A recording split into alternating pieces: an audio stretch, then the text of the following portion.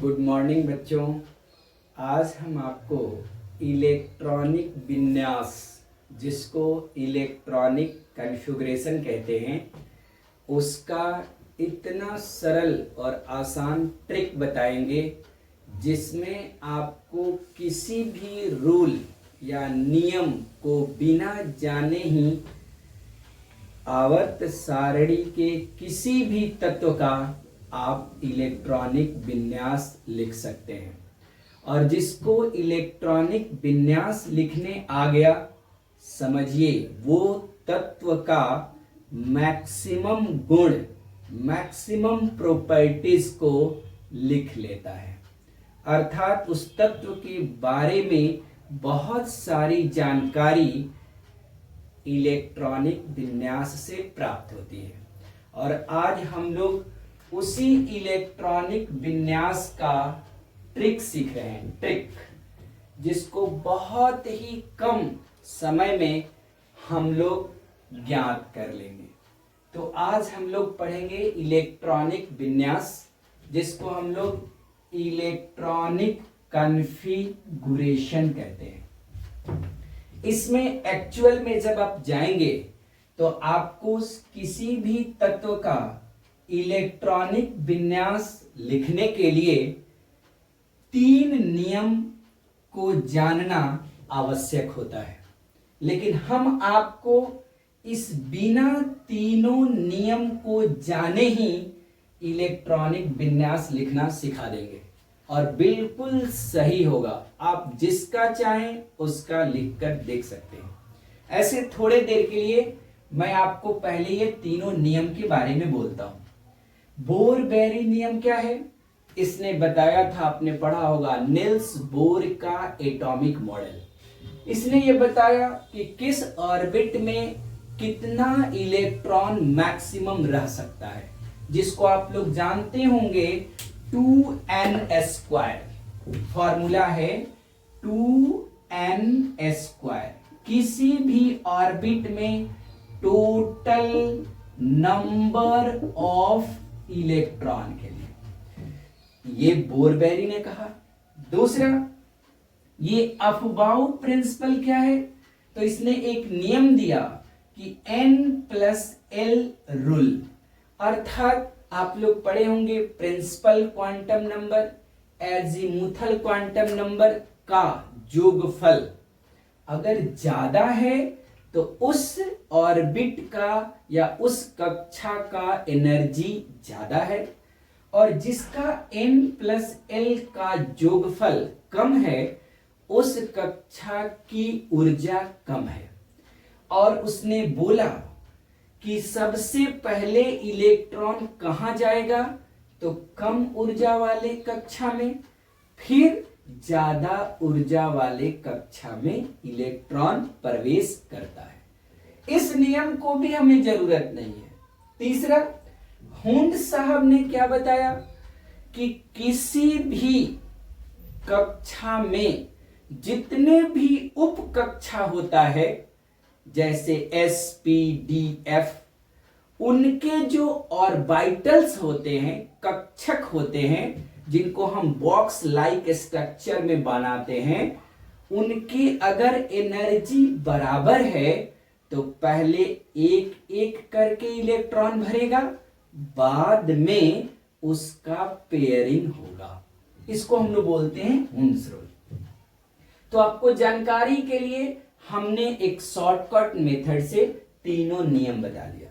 अब देखिए, तीनों नियम को हम लोग ने छोड़ दिया, और देखिए एक ट्रिक आपको बताते हैं जिसमें ये तीनों नियम ऑलरेडी लगा हुआ है, और आपको जानने की जरूरत भी नहीं है। लेकिन आप इलेक्ट्रॉनिक विन्यास किसी भी तत्व का बहुत आसानी से लिख लेंगे। देखिए ट्रिक, आप जानते हैं ना कि अभी तक जो जानकारी में है, हमारे को 7 कक्षाएं होती हैं। कितनी कक्षाएं होती हैं? 7।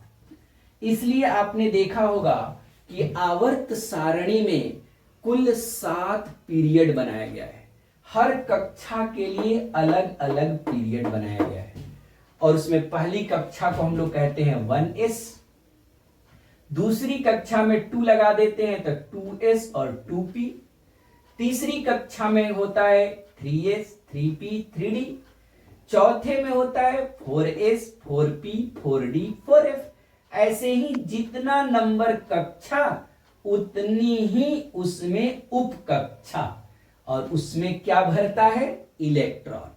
तो कितना आसान है, पहले में 1 बॉक्स, दूसरे में 2 बॉक्स, तीसरे में 3 बॉक्स, बराबर बना लीजिए। और बना करके देखिए डायगोनल, जिसको विकर्ण कहते हैं, डायगोनल रिलेशनशिप है ये, विकर्ण को मिला देना है। आप देखिए विकर्ण को मिलाएंगे, अपने आप आपको तीर का निशान मिल जाएगा। और जैसे जैसे ये तीर चल रहा है वैसे वैसे आप इलेक्ट्रॉन भर दीजिए, उसमें ये तीनों सिद्धांत खुद ब खुद लग जाता है। आपको ये अलग से पढ़ते हैं बहुत अच्छा, नहीं जानते हैं तो भी बहुत अच्छा। आप केवल यहां से लिखना शुरू करें और जब देखेंगे तो हर एक तत्व का आप इलेक्ट्रॉनिक विन्यास लिख चुके होंगे। कैसे, देखते हैं एग्जाम्पल।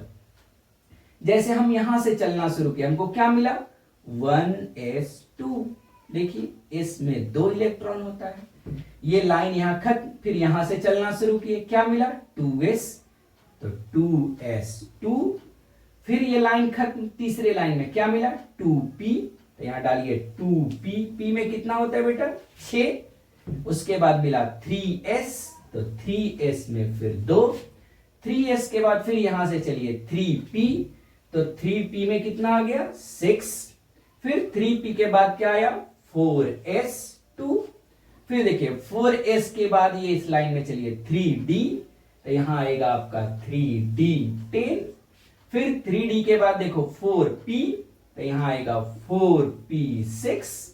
फिर आएगा 5s2, 5s2। फिर यहां से चलिए 4d, तो यहां आएगा 4d10।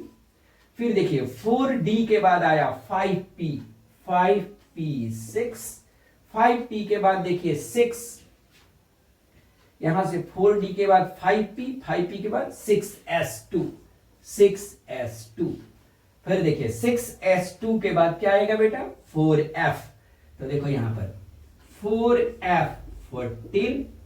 फिर 14 के बाद 5d10, 5d10। फिर देखिए 6p6, 6p6। फिर देखिए 7s2। आप देखो कितना आसान और शानदार ट्रिक है, और बड़ी आसानी से आप देखिए कितने नंबर के इलेक्ट्रॉन का आपने विन्यास लिख लिया। अभी आप जोड़ के अगर देखेंगे तो देखिए 2 2 4 और 6 10, 2 12, 6 18, 2 20, 10 30, 36 38, 48, 6 54 और 2 56 और 14, देखिए 70 80 86 88 90। आप देखिए कितने आसानी से, इतना दूर तक तो आपसे कोई पूछता भी नहीं। आपसे ज्यादा 10 20 30 40 50 60 तक पूछेगा। आप देखिए 90 तक का इलेक्ट्रॉनिक विन्यास आप लिख चुके हैं। कितना आसान सा ट्रिक बिना किसी नियम का। जैसे एग्जाम्पल देखते हैं, मान लीजिए मेरे से कोई बोला सोडियम का लिखो। सोडियम का बेटा एटॉमिक नंबर 11। इसका भी मैं ट्रिक ऑलरेडी डाल चुका हूं कि आप किसी भी तत्व का एटॉमिक नंबर भी आसानी से समझ जाते हैं, याद आपको नहीं करना पड़ता है। तो देखिए सोडियम का 11, आप यहां से 11 गिनती कर लीजिए, देखो कहां तक आता है। तो आएगा देखिए 2 2 4 और 6 10, कितना बच गया 1, तो 3s1 यहां तक लिख दो। देखो कितना आसान है, 1s2 2s2 2p6 3s1, कितना आसान है बोलो। उसी तरह से मान लो कोई कहा कि नहीं नहीं हमको तो आप ज्यादा का लिखिए, तो चलो लिखते हैं। जैसे मान लो आर्गन 18, इसका भी याद नहीं करना आपको, बोला ट्रिक डाला हुआ है। आप देखोगे तो सबका एटॉमिक नंबर और एटॉमिक मास का भी ट्रिक होता है, कुछ भी याद नहीं रखना है, सबका ट्रिक है। देखो यहां याद ही नहीं रखना, ऐसे बनाना है, शुरू हो जाना है। तो देखिए 18, यहां से गिनती कर लो, 2 2 4 और 6 10, 2 12 और 6 18, यहां तक लिख दीजिए। देखो मैं लिख रहा हूं 1s2 2s2 2p6 3s2 3p6, देखिए 18। उसी तरह मान लो आगे बढ़ो, जैसे मान लो किस आप सुना होगा कैल्शियम 20, चलिए कैल्शियम का 20 होता है एटॉमिक नंबर, यहां 18 है, 2 और आगे बढ़ा दीजिए यहां तक। तो देखो इधर 1s2 2s2 2p6 3s2 3p6 4s2, ये लीजिए। आप जो समझते थे कि कैसे सर याद रखें, क्यों, ये याद रखा ही नहीं जा सकता बाबू, हमें भी याद नहीं है। क्यों? क्योंकि देखो 2 2 के बाद 3 3 4 फिर 3 फिर 4 फिर 5 फिर 4, याद रह ही नहीं सकता है, किसी को भी याद नहीं रह सकता है। लेकिन देखिए कितना अच्छा ट्रिक है, सिर्फ आप तीर के निशान से चलो, अपने आप आपका इलेक्ट्रॉनिक विन्यास तैयार है।